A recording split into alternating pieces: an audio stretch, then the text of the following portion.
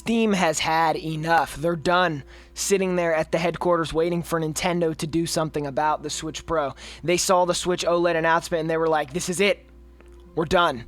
We're finally going to do something because we're done letting Nintendo just bully us into buying these things. Even though I pre-ordered a Switch OLED, okay, I'm not hating. I'm just saying, like, come on. You cannot sit here and tell me that it's worth it. It's definitely not. I had to have one. I'm sorry. Steam wasn't having it. They were not having it, and they're still not having it because guess what? They decided to build their own Nintendo Switch Pro, one that's actually powerful and one that is going to be $650 at the top storage capacity. So let's get into it. So if you watched my last video, you found out the Nintendo Switch OLED is being scalped like crazy, and it's going to be very, very difficult to actually get one. But the thing is that at least with the Nintendo Switch OLED, it seems like, you know, it's only $300. This thing starts at $400. $400. And yes, we're going to read the specs here because it definitely seems like it's worth the $400.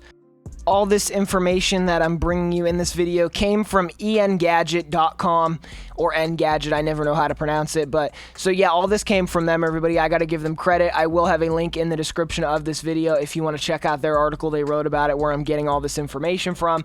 This is all confirmed, credit where credit's due, because obviously I did not come up with all the stuff. Like, you know, I had to actually get a source for all this. So that's where all this information's coming from. So far from what I'm reading here, this thing looks good. It looks like it's definitely going to be good, but there are some little problems with it. So let's get into it now. For the second time, let's get into it. So the resolution is 1280 by 800, and it has a 16 by 10 aspect ratio, 400 nits of brightness at 60 hertz refresh rate.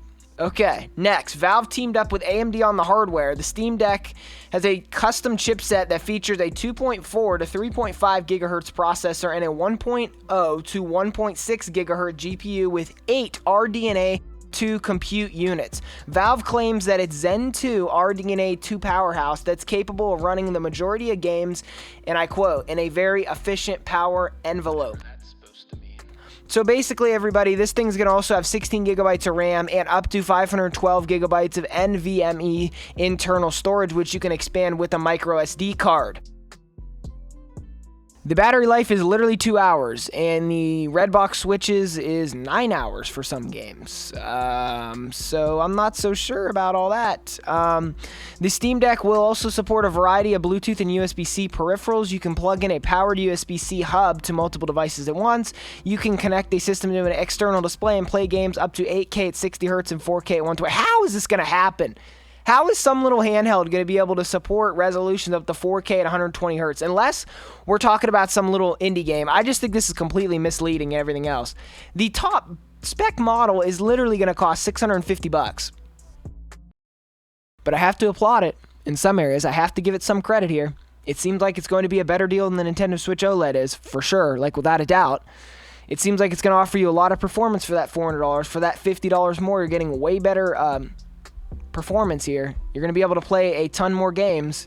But come on, this thing is probably going to be extremely niche, just because think about the fact that for $650 you could have an entire PS5 and some games, or for $400 you could have a PS5 digital. This seems like a good deal from a technical standpoint of a handheld. I do think that it's going to take a very special consumer to actually want to buy something like this, considering its price point. Same problem with the Switch OLED being $50 less than the PS5 digital. A lot of people would rather just have the PS5 digital, you know?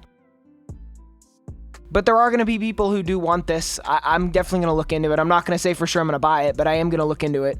So I have to say it's not even that bad of a deal, really. But I could see where people are coming from when they say it is a bad deal. But when it comes to specs and everything, it doesn't look to me like it's that bad of a deal, everybody. And I made this video originally going to clown this thing, but I'm looking at it now and I'm seeing that, you know, that's not really a thing I can do here. The only thing that's actually terrible about it is the battery life. Everything else here seems like it, you know, can be at least serviceable here. Obviously the storage isn't enough, but it just said you can expand it with a micro SD card.